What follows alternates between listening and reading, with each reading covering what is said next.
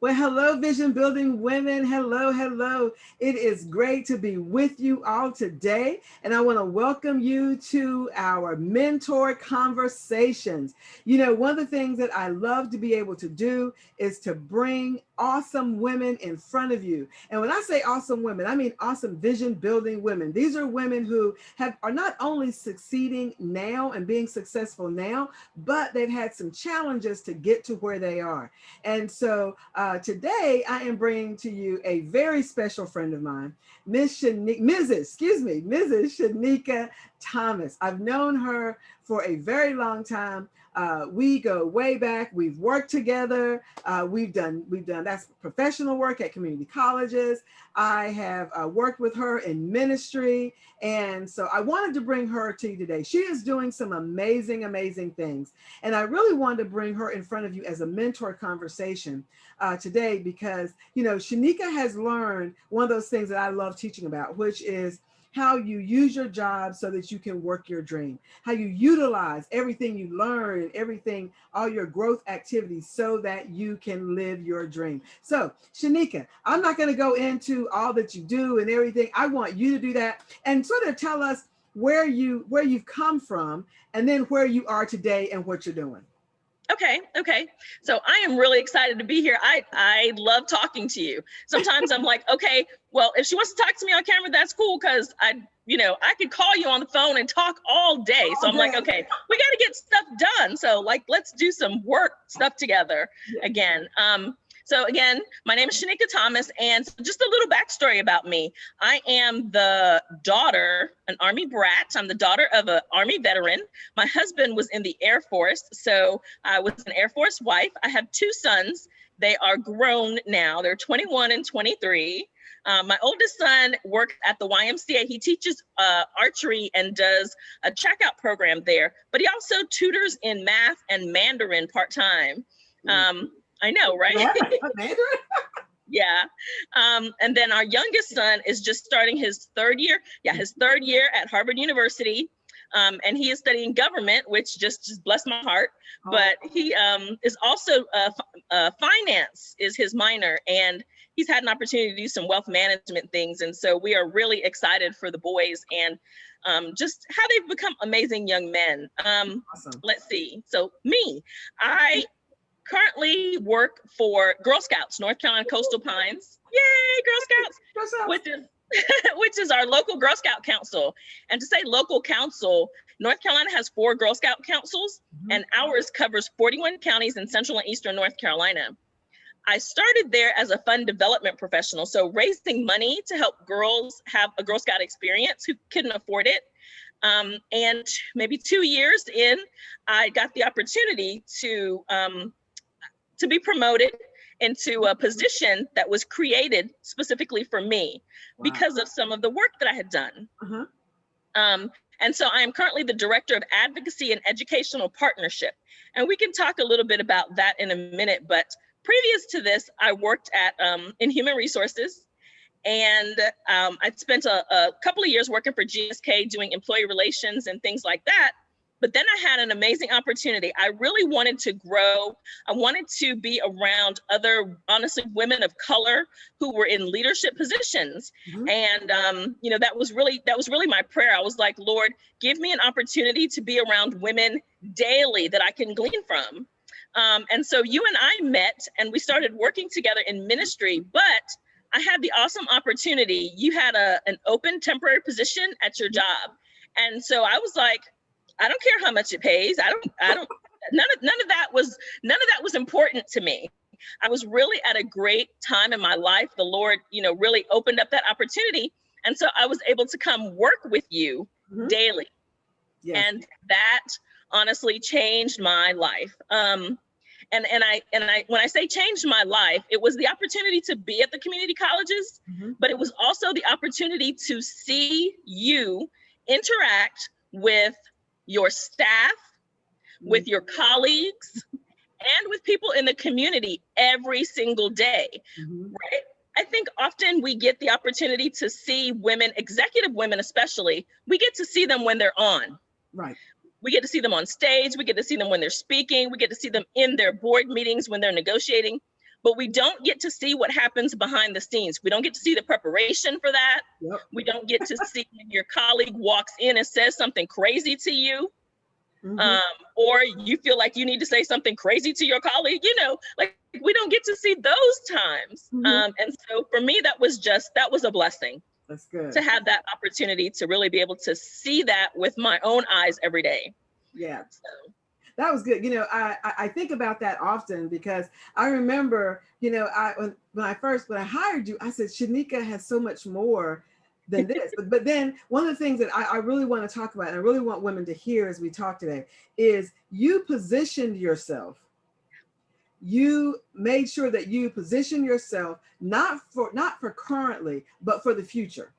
You knew there were things that you didn't know, different kind of connections that you need to make, relationships, watch how different things were happening at that executive level, because you knew you wanted to get there and you knew you will get, you are there now, right? Okay. And so you wanted to be able to do that. But at that time, it wasn't about, oh, I'm a college graduate, I've got this, that, and the other, I want this high paying job. You were positioning yourself so that, because that was a part of the different steps that you need to take to get where you need to be. Talk about that for a second. Right. Well, I think for me, initially, I had decided that I wanted to spend some time with my children, right? So my boys were young and they were just growing up. We were a transitioning military family. My husband had just gotten out the Air Force not too many years before that. And I really wanted to spend some time with my boys. But by the same token, I knew that my boys would grow up one day and go to college and have lives of their own. And I didn't want to get stuck in a position where I didn't know how to transition and I didn't know what to do when that time came. So I really tried to work part-time and keep my toes in the industry that I was working in, and also just really prepare myself for that time. So for me, I also got frustrated when I made that decision. Honestly, I was home with these kids and I was like, okay, and they're boys, right? So I was like, okay, they're snotting on stuff and they're touching me with chocolate hands. And I was so frustrated initially, right after I made that decision. And, you know, sometimes that really is the way it is. We make a decision and we're like, this is what the Lord is saying to us. And I'm so excited, I'm going to do what God said. And then you're like, what in the world? What happened? I thought this is what God said, right? But the Lord really showed me later on that He is a redeemer of time, truthfully. I had always wanted to be in government. I had always wanted to work in politics. My parents are both immigrants. They're both from the West Indies. I'm the first American born here. And I'd always had an interest in government. I thought that the way you could change immigration and some of the disparities was through policy. I'd always felt that way since I was a young child. So what I did was I came to work and I was like, forget it. I'm not going to be able to write policy. I'm not going to be able to run for office. I'm not going to be able to go to law school, but I'm going to work as hard as I can and do some other things and try to make an impact in my community. But what I found was that in doing those things, God brought it back around for me, right? In coming to the community colleges and really wanting to learn and glean, I was introduced to so many people. And I was introduced to so many concepts, so many policies, so many opportunities. And I remember one of the things about you that I really, really appreciated at that time was, even though I was working in your office, you would take me to every meeting. I would go to every single meeting. I mean, I would go with you to the board meetings and people would look and be like, what is she doing here? Why is she here? Right. Or other people would be like, why does she get to go? And you always told people that was your prerogative. It was this was your staff and your staff could do whatever you wanted them to do. Exactly. And so the thing too is that some people didn't ask, One of the things, you didn't ask, but I wanted you there and I had a reason for having you there. And there were other people that would come also. So it wasn't like I was playing favorites or anything like that. There were other people there. But one thing I did see is that the people who had a problem with it were the people who didn't ask. I'm like, all you have to do is ask me. The doctor Right. says, I want to come to the board, the community college board meeting. Sure, Yep. come on, just sit in the back, Yep. you know, like everyone else. But you have to ask, and that's a little nugget. As we go through tonight, I always like to have those little mentor nuggets. And so one mentor nugget that you want to take away is that you have to ask for what you want. You have to be able to ask, and don't be afraid to ask for what you want. The answer is going to be yes or no, or it could be maybe not at this time. But either way, be prepared to ask for what you want. I didn't mean to interrupt you, Shinica, but I wanted to put that little nugget in there. No, that's good, because that's one of the things about even our working relationship at that time. Mm-hmm. I saw that you had a position, and in our outside of work ministry working relationship, you told me you had a position, and I was like, well, I want that position. And you were like, what? You were like, no, you're overqualified. And I remember you saying that to me all the time. And I was like, okay, I mean, I am, but that's not the point today. You know, we used to have that conversation often, because to me, it wasn't about the qualifications that I had at the time. It was about what I could learn and who I could meet, and honestly, how I could position myself. So in hindsight, when I look back, so currently, I've had an amazing opportunity, even though I work with Girl Scouts and I champion girl leadership across 41 counties with superintendents and principals and elected officials.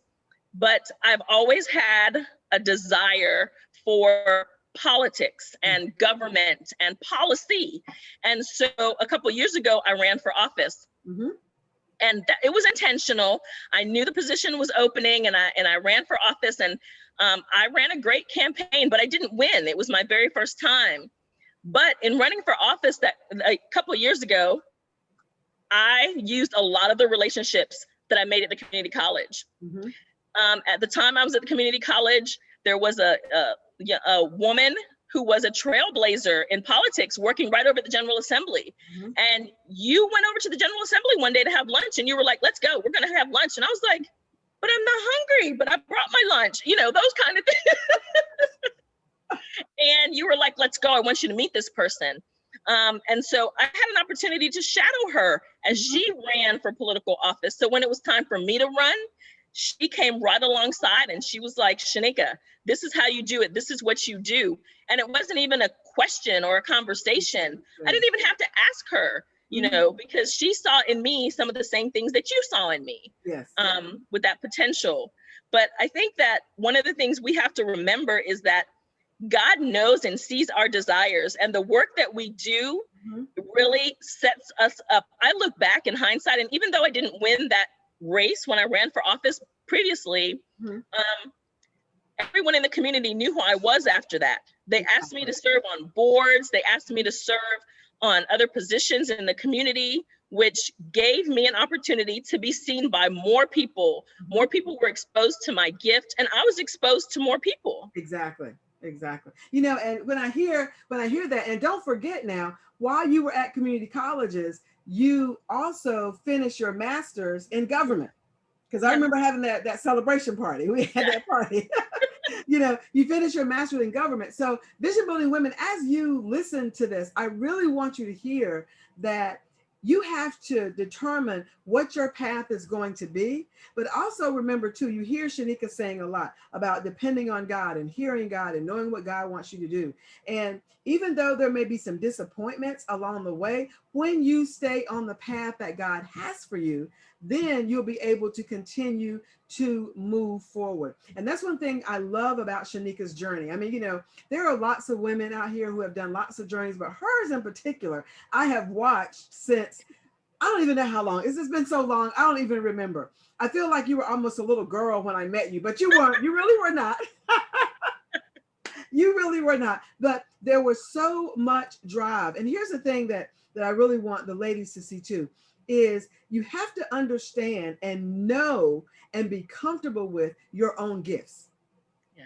You are one that is, and has been, ever since I met you, very comfortable in the gifts that God has given you, and you've been able to work in those gifts. So you're at Girl Scouts, and now I want you to tell them now. I can't really talk about or this is not a political kind of conversation, but I want to get to a piece of politics in just a second. But I do want you to tell them what you're doing now because of your love for politics and policy. So I want you to tell them what you're doing now. Okay, so recently I was minding my own business. But so I was working my job, and because of COVID, we've really had to change the way we do things, especially at Girl Scouts, the way we recruit girls, the way we interact with troop leaders and families. And so I was actually trying to put together a strategic plan, and I was on a webinar. It was the state of the county schools for Wake County. And I heard one of the commissioners on the Wake County Commission said that he is giving up his seat on the ballot because he is moving to California at the beginning of the year. And he didn't want someone to have to take his position. He wanted someone to be able to be on the ballot and win the election. Oh, okay. And so this was in July, the end of July. And I heard that and I was like, that's kind of cool. Mm-hmm. And I looked as I'm watching that Zoom and I was like, what district is he in? I mean, I didn't specifically know he was in my district because I know all of the commissioners. So it didn't occur to me that he might really be in my district. So I was like, what district is he in? That's interesting. And he was in my district. So I actually told my husband that night at dinner, I was like, the commissioner in our district is leaving and the party is going to have to put someone on the ballot in his place. And I think I'm going to put my name in the hat. And my husband was like, oh, okay. And I don't think he really, really heard me and understood what that meant. But he was like, yeah, do it. And that's one of the other things, just a short side note. Mm-hmm. My husband and my family have always been in my corner. Mm-hmm. If I told them that I wanted to go to the moon tomorrow, they would be like, call us when you get there. Let us know you got there safe. Have a great time. They've always been in my corner whenever I've wanted to do anything. So I told them that. I submitted my name to the party, and then I had 5 other people, and I had to go through a series of interviews. It took like 4 days. I had to lobby for myself. I had to call up people in the party. I had to ask them to vote for me. I had to ask someone to nominate me. I had to give them my credentials. And then there was an interview. There were 5 people on that interview that night. And then everyone had to vote. There were about 280 people on the phone call, and they had to vote. And so that night they voted, and I got, I think, about 58% of the vote. Ooh, and so I ended up being the nominee on the ballot. So I am currently on the ballot this November running for the Wake County Board of Commissioners. That is awesome. That's awesome. I'm just so excited about that. And I want to talk a few minutes about, 2 things. One is you talked about your family being in your corner. And I have witnessed her husband and her kids are always in her corner. Shinica has friends that, sometimes she'll just call us. This is what I need for Girl Scouts. I need for you, and you to come and mentor and do, and we all come. We don't ask any questions. How when you go around the room and people ask, well, how did you get? Well, Shinica Thomas asked me to come. About 75% of the people in the room say Shinica Thomas asked me to come. But I want to again drop another mentoring nugget for you all. Something that Shinica said. Shinica talked about her family being in her corner. Mm-hmm. And many of you struggle with your husbands or your family not being in your corner. You will get your family in your corner when you are clear and confident about what it is that you want. Yes. When you struggle and you don't know really what it is that you want, then other people aren't going to follow you. Doesn't matter if they're your husband or your parents or your children, but you have to have clarity. You have to have that motivation. You have to have that confidence. And that was apparent in you. You had that. And so it was easy for your husband to say, okay, fine, let's do it. Kind of thing. Yeah. And so, but again, ladies, please understand that don't get upset. Women come to me, well, my family doesn't support me. Don't get upset when they don't. Do you support yourself? Right. Are you clear in what it is that you would like to have in terms of your corner? Now, Shinica, you talked a little bit about the politics, and we're right in the middle of a voting time frame. I don't even know when early voting starts, but I know I got to put it on my calendar so I can get there, get my early vote in, and do what I need to do. My son, can you believe it's in college? And his ballot is over here in the thing. He's coming home so we can fill it out and he can sign it. And had I known better, I would have had him do it when he was home last time, but I didn't know. So, but anyway, so we talk about politics. Why is it so important that we be a part, that we vote? So many, I've heard women say that, you know, why should I vote? It's not going to make any difference. And African American women particularly, you know, why is it important that we vote? And not just because somebody African American is running, but why is it important that we vote, period? I think one of the things that we don't understand as African American women when it comes to government and politics is the power that we have. Mm-hmm. We are such a large demographic, and financially, you know, we're making more money than we've ever made. Mm-hmm. There are more of us out in the community doing things, you know, grassroots efforts. And so we are a huge voting bloc. And when we come together and say that there's something we want policy-wise, people have to listen. Most candidates are not going to get elected, from the president all the way down to your school board, your water and soil, without Black women's votes, because we're such a large demographic. But one of the other things about voting and why voting is important, period, is because there's so much progress that still has to be made. I tell people all the time right now that I'm so excited about some of the conversations that are happening around social justice. Mm-hmm. And not because necessarily that I'm a political person or that's just my thing and I love it, but these are conversations that we have been having in our homes for years. Mm-hmm. Conversations about civil rights, conversations about voting rights, mm-hmm. conversations about disenfranchisement, conversations about immigration, mm-hmm. conversations about public education, yeah. conversations about upward mobility and what that means in our community. Mm-hmm. So now those conversations are happening in a more public forum. So for us, it's really important that we get out there and vote, especially for people who are going to support us in those things. Who is going to make sure that some of the systemic racist issues that we're seeing in our community, as the mother of Black sons, mm-hmm. right? Yes. Who's going to make sure that that's being challenged? Who's going to make sure that, you know, somebody is hearing our voice? Exactly. We're going to make sure of that by voting, right? Okay. And so, like you're saying, it doesn't matter necessarily that it's a Black candidate on the ballot, because honestly, there are lots of Black candidates out there who don't care about the issues that are near and dear to mm-hmm. us. Mm-hmm. Exactly. That's good. Yeah, I think it's important too that we remember that, you know, not about parties. Just remembering about parties, Republican Party, Democratic Party, Independents, Libertarian, all these things, right?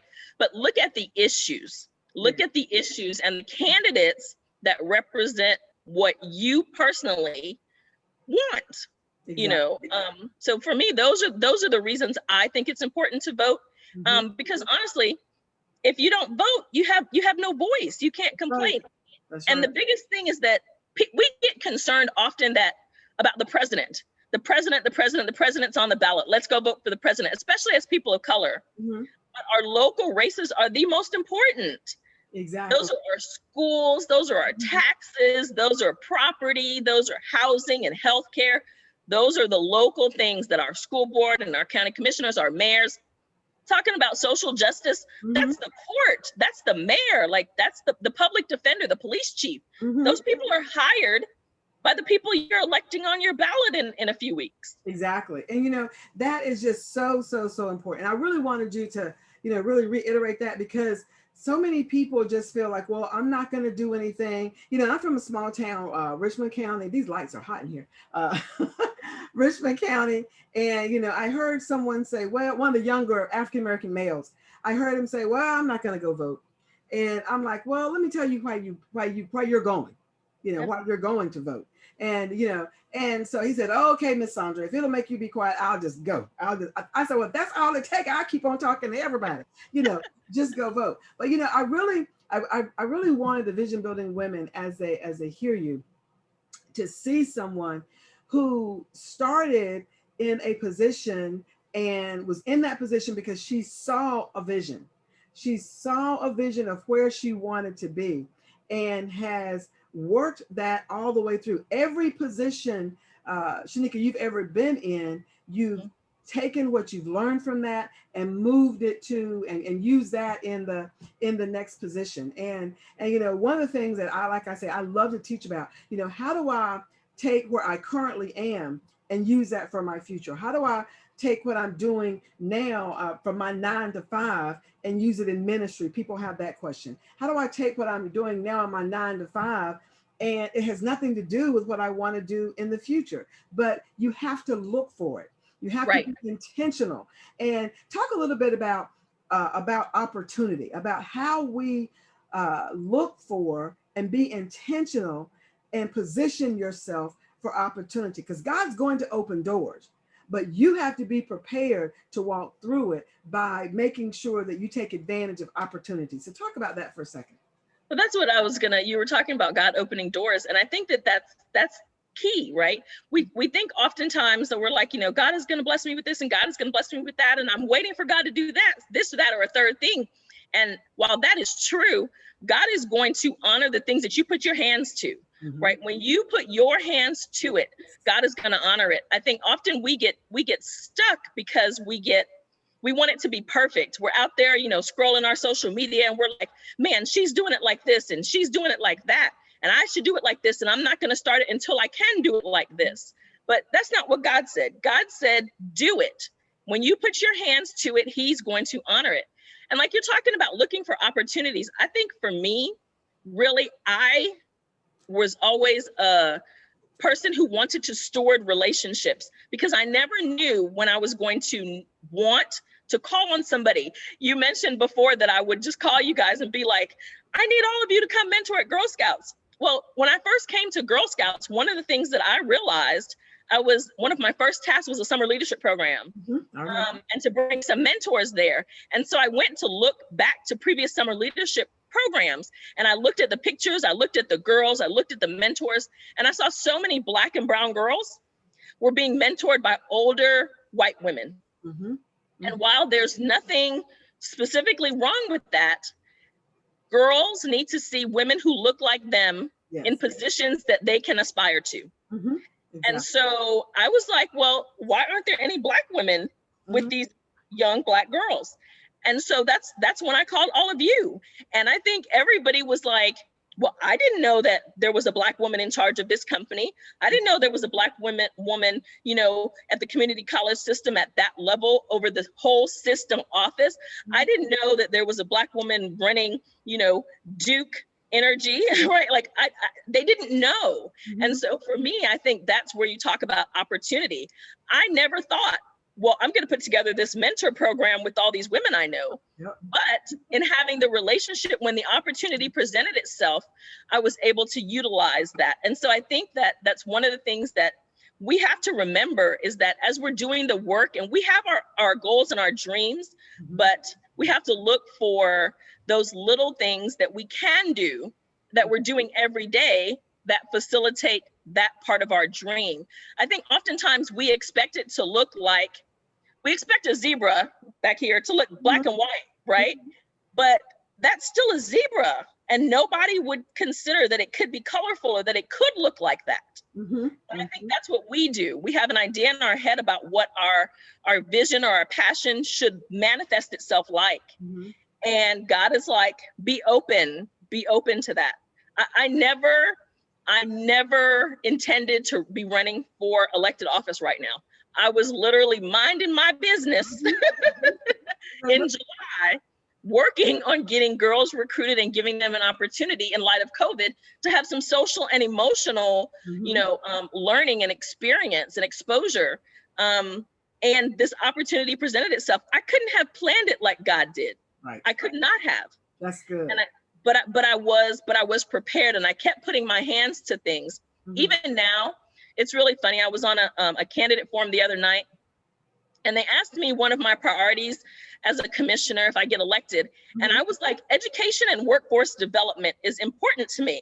And they were like, well, you've been in HR and you work for Girl Scouts. What do you know about education and workforce development? Well, let me tell you, let me Wait a sit up minute. in the chair.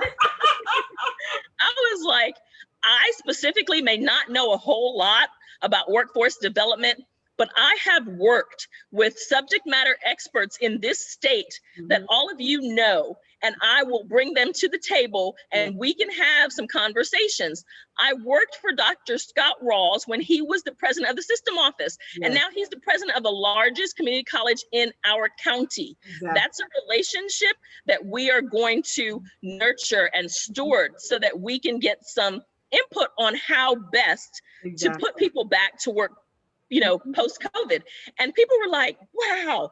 And honestly, I wouldn't have thought of that. The Holy Spirit dropped that on me. Dropped it. That's how God is. And you know, and that's one of, I want to drop another mentor nugget. I want to drop two mentor nuggets. The first one is, you just gave the example of that stored up relationship. You know, you may not talk to somebody for years, but you know that relationship, and that relationship's not going away. Scott Rawls is one of the best people in terms of workforce development, literally for me on the East Coast. I mean, I really believe he has it in his heart, and he is wonderful. And he's now the president at Wake Tech. I sit on the board of trustees at Wake Tech, and so that's an awesome thing too. So I've worked for him. I now sit on his board, so I see it all the time. So that's a stored up relationship. And that's why, you know, back in the day when our parents used to tell us, don't burn your bridges, you know, because you may have to use it to cross over again to the other side, you know, and so you don't do that. So remember that mentoring nugget, those stored up relationships. The second one was something that Shinica said earlier, and I want to make sure that you get this, and that is, God will bless the work of your hands. If you're not doing anything, stop expecting God to bless idleness. God doesn't bless idleness. He never has, and he will not. And so you have to be busy. I don't want to use the word busy. You have to be productive, and you have to be doing something that is in line with your assignment. You know, my mentor said this morning, Marshawn Evans Daniels, I was listening to her, and she was talking about how people want to get clarity. They want clarity. I don't want to move until I get clear and everything. And she said something I thought that was monumental to me. And she said, operate in curiosity until you can get clarity. Operate in curiosity until you can get clarity. Sometimes you don't know what it is that you want to do. I mean, you know, you knew where you wanted to be in terms of, well, like you said, you weren't really sure that you were going to run for office. That wasn't, you know, it was an opportunity, but you were prepared. You were prepared. You did the things such that when this opportunity became available, you were ready and prepared to be able to step into this opportunity. So you weren't sitting around doing nothing, you know, waiting on the opportunity to drop out the sky, waiting on clarity to come, you know, and I've watched you do that you have done different things that you may not even knew 100% about, but you still said, okay, the only way I'm going to get confidence in doing this is if I just step in there and do it. And I think many women need to understand and hear that, because so many times we want to have the confidence or the clarity before we start, and then we never start.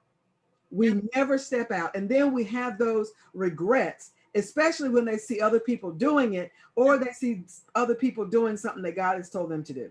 You know, so last question, and then I want you to close us out with, what are your maybe 2 or 3 mentor nuggets? If you had to tell the women something today, what would those 2 or 3, or however many you want to give us, what would those be? So my last question is around your health and family. So I know that you know, doing what you're doing now, working full time, mom of kids, wife. How many years have y'all been married? I think y'all 25. I know it was somewhere. I know it was in the 20s. So wife of 25 years, working in your church because you are an active member in your church, you know, just doing things. And people think that when your kids leave away for college that they're gone. They are not gone. They, you know, and then, you know, doing all the things that you do in the community, that keeps you busy. You know, I don't like using that word. You know, I don't like using that word, busy. That keeps you productive. And so tell us just how important it is for us to keep our mind, our hearts, in terms of our body, you know, to stay spiritually grounded in all of this, because, you know, you're meeting all kinds of people now. You know, and running for an office, you meet all kinds of people, and some of them are not like you. Some of them don't look, well, a lot of them don't look like you, you know, and they don't believe like you. So how do you keep yourself grounded, both spiritually and physically, as you're going through this process that you're going through now? Well, one, I think I know you don't like to use the word busy, but in all honesty, sometimes that's exactly what it is. Mm-hmm. And you have to recognize that it's busy and that it's not productive. Mm-hmm. And you mentioned that meeting people who aren't like me, and that is absolutely true. I will be the only African American woman to serve on the commission when I'm elected in November. Mm-hmm. And not only that, I will be the 5th woman ever to serve. And so, yeah, and so there are lots of women that look like me in that same position. And so that sometimes is a lot of weight.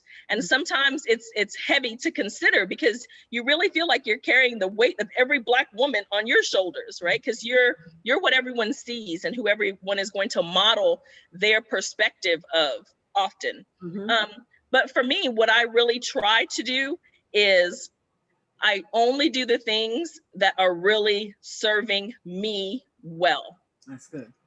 One of the things that you mentioned before about, we were talking about those stored up relationships. Mm-hmm. I think that we have to remember to always do the right thing. One of the things you said to me, and I still repeat it, and I live by it today even, is when I ask you for a recommendation or a reference of someone, Sandra, can you introduce me to so-and-so, or can you introduce me to someone who can do X? Mm-hmm. You will tell me, I'll introduce you and I'll tell you my perception of them, but that should not be your perception of them. You have to get to know them for yourself and formulate your own opinion.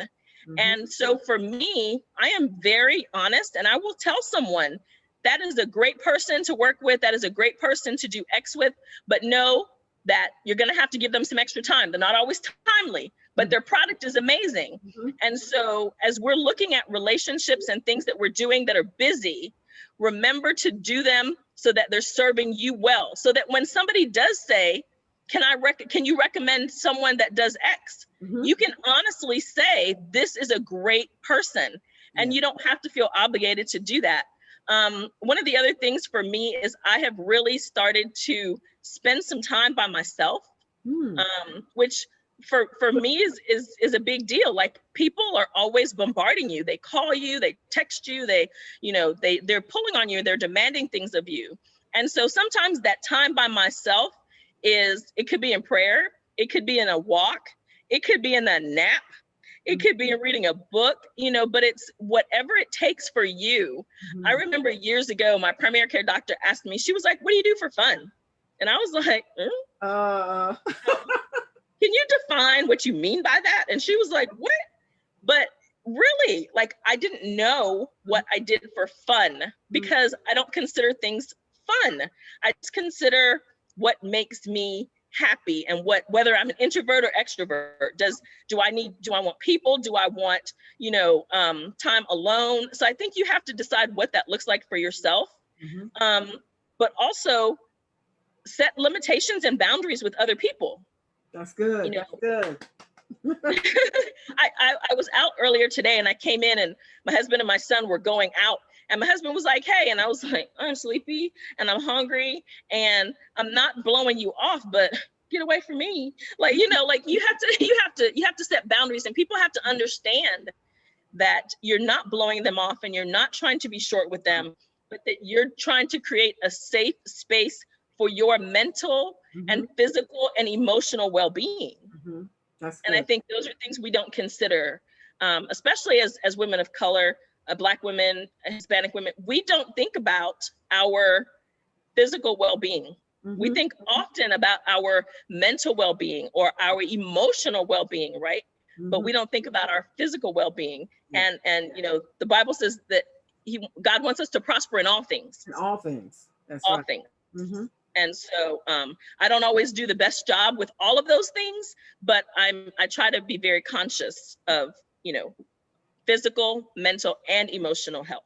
And that's great. So Shinica, leave us with, so again, before you, well, I'll thank you at the end, but leave us with 2 or 3 nuggets that, some mentoring nuggets that we can take away from your experiences and everything you've learned up to this point in your career? Whew, I'm sure okay. it's hard to put that in 2 or 3 nuggets. Like, But yeah. Well, one of the things that I have really learned, and I like to really stress to other people is, and I know it's getting cliche because of COVID, but don't be afraid to pivot. Like, don't be afraid to change, to move on to move on a dime and to change your plan. Don't be so stuck in stone that you feel like this is the way we have to move forward. I remember when I was thinking, you mentioned I went to grad school, but I had always, since I was 10 years old, wanted to go to law school. Always wanted to go to law school. Always knew I was going to go to law school, because you go to law school so you can write policy. But God reminded me that I didn't have to go to law school to write policy. I could get a master's degree, and so I was adamant that I was going to go to law school, and I really had to leave room to pivot. The opportunity to get that master's degree was huge for me and allowed me to learn some things. I went to a very conservative Republican grad school. You did. I remember. So I had the opportunity to learn from people who didn't think like me. So that's my next nugget, is be open to learning from people who don't think or look like you. Say that again, because that's monumental right there. That's big. Be willing to learn from people who don't think or look like you. And when I say think and look like you, I'm talking about race, I'm talking about gender, I'm talking about age. Older people can learn from younger people can learn from older people. I've had several bosses that have been younger than me, and I don't feel any kind of way about that. I'm willing to learn, because there's a lesson in lots of things. Exactly. And so I think that's one of the things, is that you have to be willing to learn from people who don't look like you. I had a conversation recently along those lines. A young white lady, she's an author and a CEO of a nonprofit, asked me to have some race conversations with her on social media, out in public. And I was like, what does that mean exactly? She was like, she doesn't have the opportunity to talk to Black women. She doesn't have a lot of friends that are going to be transparent. Gotcha. And I was like, I don't have the opportunity to talk to white women that much who are going to be transparent and tell me or answer questions for me. So we had a very candid conversation. And so that's, for me, be willing to be transparent and have candid conversations. That's excellent. Go ahead. Like you were No. Go ahead. So, you've given us so much tonight, your journey in itself, and we will definitely have you back. Right now, I know between your job and between running for office, I know you've got a lot going on. So I thank you for this time, right? We're like only a couple of weeks out from the big day, right? I thank you for this time of coming in and speaking to Vision Building Women. Many of you know Shinica personally. Many of you have watched her journey. I've had her at different events and different things that she's spoken at. And so many of you have watched that journey. And so being a mentor myself, of mentoring many, many women, I am just excited and proud. I call it being mentor proud. Being mentor proud. And now, as Shinica has said, now the expectation is that she mentors and that she does the same thing. And she's doing that in Girl Scouts by running for office and doing the different things that she's doing. So Shinica, thank you so much for being here tonight. And if people want to follow up with you on social media, how do they follow up with you on social media? So I'm on Facebook and Twitter and Instagram, and my name is spelled Shinica. So on Facebook, it's Shinica Thomas. On Instagram, it's Shinica T. And you can also you can send me an email on my campaign website, which is vote4shinica.com, and find out more information about voting. There's information about registering or early voting if you want that information as well. So I'm excited. I look forward to it. I love watching the progress of other vision building women, like you said. And so thank you so much for having me. I'm always honored. Thank you. And again, Please use the resources that you have. Ladies, don't just think that you know everything, because when you get to that point of thinking you know everything, you will not move forward. You always have to be open to learning, always be open to growing. You've heard me say that 1,000 times. And please go and look at the voting and make sure that you vote. I can't tell you who to vote for, but I can say, please make sure you vote. All right, Shinica has there's some tools on her website that you can go and find out information. Go there. I'm sure the Board of Elections, wherever you can go get information about, go get information and go vote. Shinica, looked like you were getting ready to say something else. I was just going to say, vote the whole ballot. Oh yeah, vote the whole ballot. I did see that somewhere. I can't remember. I was listening to something else that we had with Full Gospel, and somebody was saying, vote the whole ballot. Don't forget to turn it over. Is what I heard. Don't forget to turn the ballot over, okay, and vote the whole ballot. So, Vision Building Women, I know this has been wonderful. I know that you've got some nuggets out of this. Please put your comments below. If you have any questions, Shinica has given you her social media handles. Please reach out to her if you have any questions about anything, or even if you just want to ask her some more questions about her journey, because there may be somebody out there that's interested in politics, but you didn't know anybody that you could ask a question to. Well, now in Vision Building Women, we have someone who knows that and who has come to share with us on today. So again, thank you so much, Shinica, for sharing with us. Ladies, put your comments down below. If you're watching this live, thank you so much. If you're watching this on the replay, please put #replay. We love you. We thank you. And as always, always stay in position, because when you move, God will position you for more. Have a great, great day. Bye-bye. Night.